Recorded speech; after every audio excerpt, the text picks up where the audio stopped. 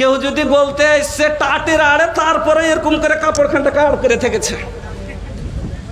এরকম শরম ছিল যে মোটর সাইকেল একটা আমাকে শিক্ষক কহেছিল, দাদির কথা শোনালছিল যে রাজদূতলি একটা লোক চড়ে এসছে মডলের বাড়ি। তো মডলের মাকে কইছে মডল আছে জি, কইছে নাই বাড়তে।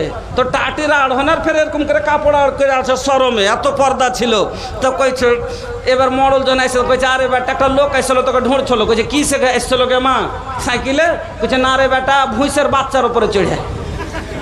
ওইটাও ভালো করে দেখেনি যে গাড়ি ছিল কি কি ছিল। কইছে ভুঁইসের বাচ্চা। কইছে হ্যাঁ রে বেটা কান দুটা ধরেছিল, পিঠের উপরে চড়েছিল। এখানে এসে রুকলো, তারপরে ফের তোর কথা পুছ করলেন নাই কহিনু, তখন ঘুরে ভুঁইসের বাচ্চাটাকে ঘুরাইলে গ্যাঁক করে একটা লাত মারলে, আর ভুঁইসের বাচ্চাটা করে গাড়িতে গাড়িতে চলে গেলো। ওই যে রাজদূত গাড়ি গেলা ছিল না, তো কি যুগ ছিল যে গাড়ি কি এখন তো কবে তুমি কে, বাড়ি কোনঠে, কি কহছিলে, কাকে ঢুঁড়ছিলে, হ্যাঁ কি খবর, পুরা তোলা গোড়া তাকলিয়ে ছাড়বে। হয়ে গেল। তো আমার ফুফু নাবির বাড়ি থেকে বাড়িয়ে আসছে, এমনি টাইমে আল্লাহর নবী আমার ফুফুকে সওয়াল করলেন। আমার ফুফুকে সওয়াল করলেন, কি সওয়াল? আচ্ছা তোমার পুরুষ বাইচা আছে জি? কে কথা, এ কথাটা কে বলছেন ভালো করে শুনেন। নাবিজি আল্লাহর রসুল জিজ্ঞাসা করছেন কাকে? হাসান বিন মোহসিনের ফুফুকে। কি তোমার স্বামী বাইচা আছে? কইছে জি হুজুর আছে। কইছে আচ্ছা তোমার পুরুষের সাথে কেমন ব্যবহার করো, তোমার পুরুষের খিদমত কিরকম করো? না তো আমি অতক্ষণ ভয়ের খিদমত করি যতক্ষণ আমি ওক্তিয়া না যাই। কি কইছে? मैं उस वक्त तक खिदमत करती हूँ जब तक के मैं आजिज ना जाऊँ। আমি অতক্ষণ পর্যন্ত খিদমত করি যতক্ষণ আমি মন ওক্তিয়া না যাই। কে কইছে কথা? হাসান বিন মোহসিনের ফুফু। এই কথা শোনার পরে আল্লাহর নবী বলছেন, ও আল্লাহর বান্দি, ও মহিলা, ও হাসানের ফুফু শুনো, তুমি যে বললা তোমার স্বামীর খিদমত করতে করতে তোমার মন আজিজ হয়ে যায়, তোমার মন ওক্তিয়া যায়। শুনো, তুমি চিন্তা করে একবার ফাঞ্জরি আনতে আনহু মিনহু, ফাঞ্জরি আইনা আনতে মিনহু ফাইন্নাহু জান্নাতুকে ওয়া নারুক। আল্লাহর নবী বলছেন, ও বান্দি, ও আল্লাহর বান্দি শোনো, তুমি যে বলছো এই খিদমতে আমি মন ওক্তিয়া যায়, একবার মা ভালো করে তুমি চিন্তা করো এই খিদমতটাতে তোমার স্বামী রাজি হয় কিনা, এই খিদমতে তুমি জান্নাতে যাইতে পারবে কিনা। কেন বলছি শোনো, ফাইন্নাহু জান্নাতুকে ওয়া নারুক, তোমার স্বামী হলো তোমার জান্নাত, আর তোমার স্বামী হলো তোমার জাহান্নাম। স্বামীর খিদমত করো জান্নাতে যাইবে, স্বামীর খিদমত না করো জাহান্নামে যাইবে, স্পষ্ট হাদিস। এক নাম্বার হয়ে গেল স্বামীর খিদমত। দু নাম্বার স্বামীর আনুগত্য করা, ফার্মা বারদারি করা। এবার ফের একটা উদাহরণ দিচ্ছি, ভালো করে বুঝবেন। গাড়ি অ্যাক্সিডেন্ট কখন হয়? একটা লোক শোরুম থেকে গাড়ি বের করছে, আর গাড়ি বাহির করে গাড়িতে বসেছে, আর স্পিরিটে চালিয়ে চলে যাচ্ছে। হঠাৎ করে একটা ছোট্ট বাচ্চা, 6-7 মাসের বাচ্চা হামকুড়া টেনে বাস রোডে চলিচ্ছে, 7-8 মাসের বাচ্চা একটা রোডে চলিচ্ছে। আর চমকা একবার ব্রেক যদি না করে তাইলে কিন্তু বাচ্চাটা চেপে যাবে। একবারে দেখলে পার করবেন না। ব্রেক করলো খুব জোরে, যেমনি ব্রেক করেছে বাস ব্রেকটা আর লাগলো না, ব্রেক ফেল, ব্রেক কাম করে না। আচ্ছা বলেন তো বাচ্চাটা চাপবে না? চেপে যাবে। আর চেপে গেলে মরবে, হাত পা ভাঙবে। তো হাত পা ভাঙলে পারে ছেলেটারও ক্ষতি হলো, আর ওপর থেকে জরিমানা দিতে হলো আপনাকে, আপনারও ক্ষতি হলো না?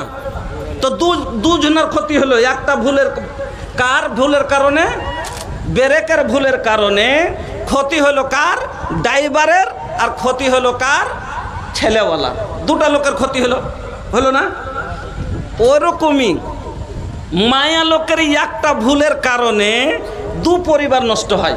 ভালো করে শুনবেন, মায়া লোকের একটা ভুলের কারণে, মা খালা ভালো করে শুনেন, মায়া লোকের একটা ভুলের কারণে দু পরিবার নষ্ট হয়, হয় না? হয় না? কেমন করে আপনাকে শোনাচ্ছি, ভালো করে বুঝে নিয়েন। আমি প্রত্যেকটা উদাহরণ দিয়ে বুঝাচ্ছি যাতে বেরেনে সাফ হয়ে কথা বসে যায়। বড় ভাইয়ের বেটির বিয়ে লেগেছে। কার? মায়া লোকটার। বড় ভাইয়ের বেটির মানে ভাতিজির বিয়ে লেগেছে। তো জাফর দিয়েছে, সবাই দেব দিয়েছে। জাফর দিয়েছে, তখন কইছা জি শুনেছ কি রে?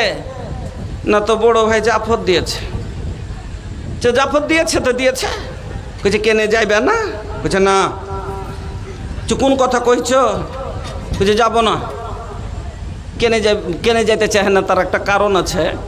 তার কারণ হলো 2.5 বিঘা জমি পাচ্ছিল, মাত্র দিয়েছে 1.5 বিঘে, 1 বিঘাই দেয়নি। ওই রাগে যে আমার 30 বিঘা, তো 30 লাখ টাকার তো সম্পত্তি গিলছে, আর ওর বাড়ি 1 মুঠ ভাত খেতে যাবো না, রাগ করে মানে যেতে চাহে না। তো ও কইছি যে তুমি যাও, চাহে না যাও, আমি যাবো।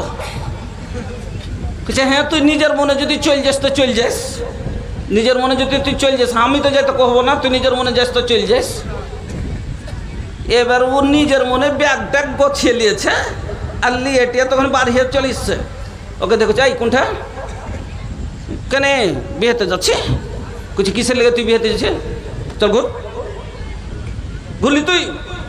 করছে তুই যেমন তা কর, আমি যাবো তো যাবো, সব দিন মায়ের লোক খেয়েছি, তার লেগে তুই আর কোথায় থেকেছি নাকি যাবো? তুই বাইরে দেখ, তুই পা বাড়িয়ে দেখ।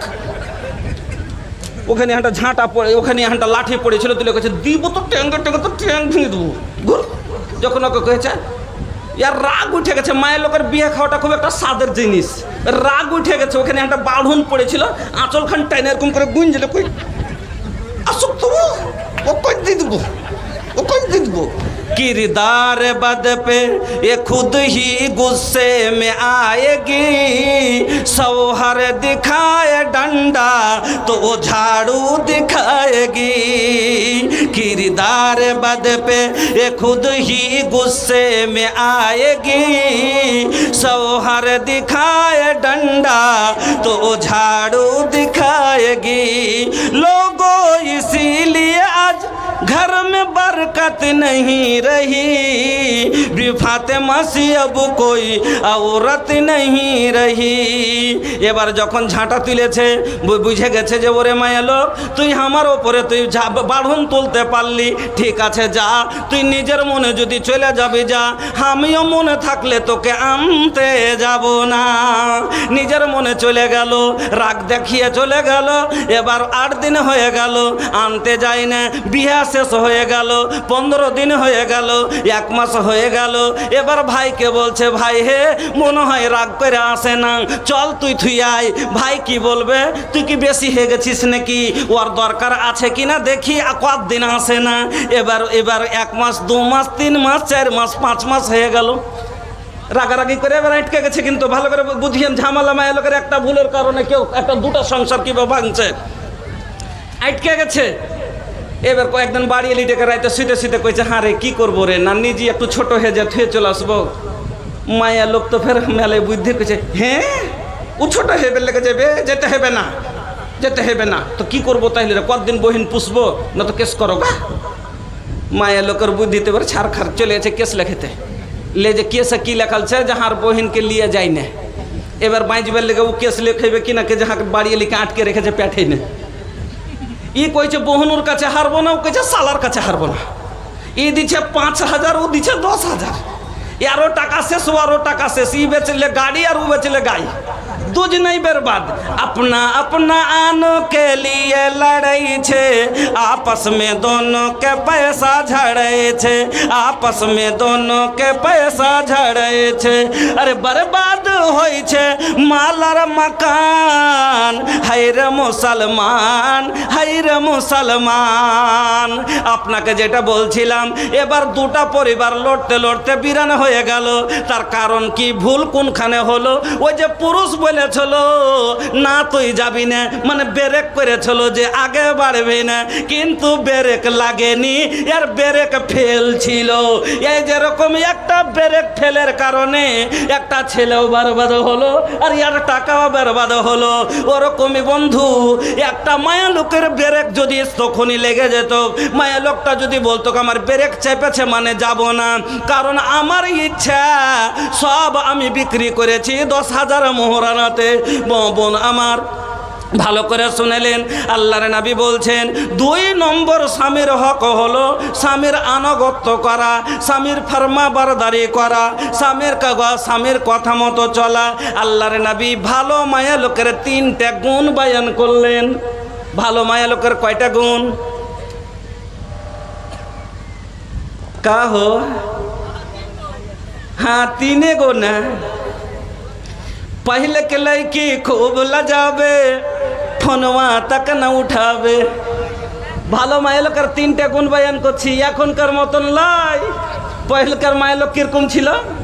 पहले के लड़की खूब लजावे, फोनवा तक न उठावे। अरे अभी के लड़की दिन भर में 6 लड़का से बतियावे। आइल कैसन रे जमाना, अरे बाप रे बाप, आइल कैसन बा जमाना, अरे बाप रे बाप। একটা যুগ ছিল আগেকার মায়া লোকেরা যদি ফোনটা দিয়েছে দাদিকে, ফোন এসে কইছে বুবুকে ফোন করছে, কইছে কে টি, কইছে দেখ না কে, হাঁকে দিস না তোটি, কোন দিক ধরবো, কাম কইতে পারে না, শরম, ফোন নিয়ে কথা কইতে পারেনি। আরে এখন হাই হ্যালো आई लव गया, हाँ कुछ आई लव यू, हाँ। पहले के लड़की खूब लजावे, फोनवा तक न उठावे। अरे अभी के लड़की दिन भर में 6 लड़का से बतियावे। आइल कैसन रे जमाना, अरे बाप रे बाप, आइल कैसन बा जमाना, अरे बाप रे बाप। सब हो गइल मोबाइल के दीवाना, अरे बाप रे बाप। पहले के लड़की खूब लजावे, घूंघट भी न हटावे। কেউ যদি বলতে সে টাটির আড়ে তারপরে এরকম করে কাপড়খানটাকে আড় করে থেকেছে, এরকম শরম ছিল যে মোটর সাইকেল একটা আমাকে শিক্ষক কহেছিল, দাদির কথা শোনাল ছিল যে রাজদূতলি একটা লোক চড়ে এসছে মডলের বাড়ি, তো মডলের মাকে কইছে মডল আছে জি, কইছে নাই বাড়তে, তো টাটির আড় হনার ফের এরকম করে কাপড় আড় করে আছে শরমে, এত পর্দা ছিল। তো কইছে এবার মডল জন এসে কইছে আরে বেটা একটা লোক আসছিল তোকে ঢুঁড়ছিল, কইছে কি সে এসছিল গে মা সাইকেলে, কইছে না রে বেটা ভুঁইসের বাচ্চার উপরে চড়ে। ওইটাও ভালো করে দেখেনি যে গাড়ি ছিল কি ছিল, কইছে ভুঁইসের বাচ্চা, কইছে হ্যাঁ রে বেটা কান দুটা ধরেছিল পিঠের উপরে চড়েছিল।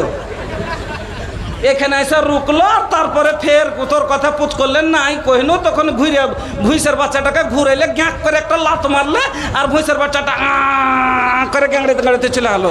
ওই যে রাজদূত গাড়ি গেলা ছিল না, তো কি যুগ ছিল যে গাড়ি কি, এখন তো কবে তুমি কে, বাড়ি কোনঠে, কি কছিলে, কাকে ঢুঁড়ছিলে, হ্যাঁ কি খবর, পুরা তোলা গোড়া তাকলিয়ে ছাড়বে।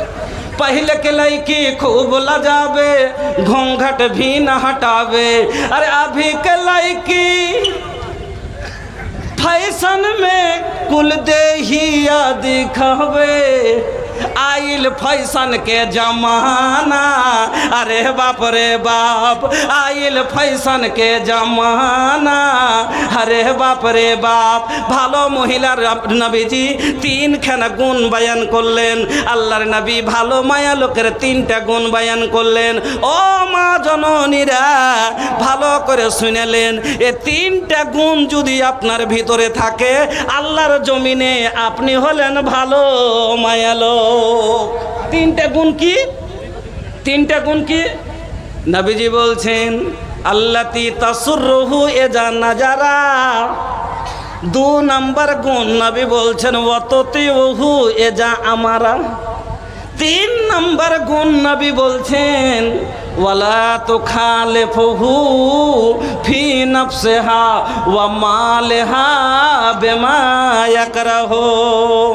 এক নাম্বার গুণ ভালো করে শুনেন, নবীজি বলছেন আল্লাতি তাসুররুহু এ জানা যারা जब उसका शौहर उसे देखे तो खुश हो जाए। যখনই তার স্বামী তাকে দেখবে আনন্দ পাবে। বহু এমন খুশ মেজাজ, বহুর মুখ এমন মিষ্টি, বহু এমন সুন্দর মুচকি হাসি দেয়, বহু এমন মেজাজ ফেরি, বাড়ি আসতে গেলে পেটে দানা নাই তবু মুখে হাসি আছে। ভালো মায়ের লোকের পহচান হলো পেটে দানা না থাকলেও মুখে হাসি থাকবে।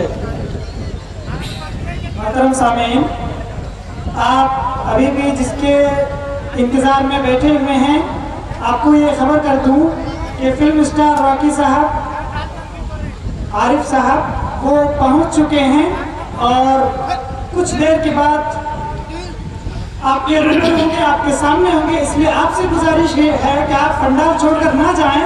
जो लोग ये पूछ रहे हैं कि वो आ रहे हैं या नहीं आ रहे हैं, उनको ये खबर कर रहा हूँ कि फिल्म स्टार साहब जिसको आप सुनना चाहते हैं, देखना चाहते हैं, वो पहुँच चुके हैं। आप बने रहें, बैठे रहें, वो जल्दी ही आपके रूबरू होंगे, आपके सामने।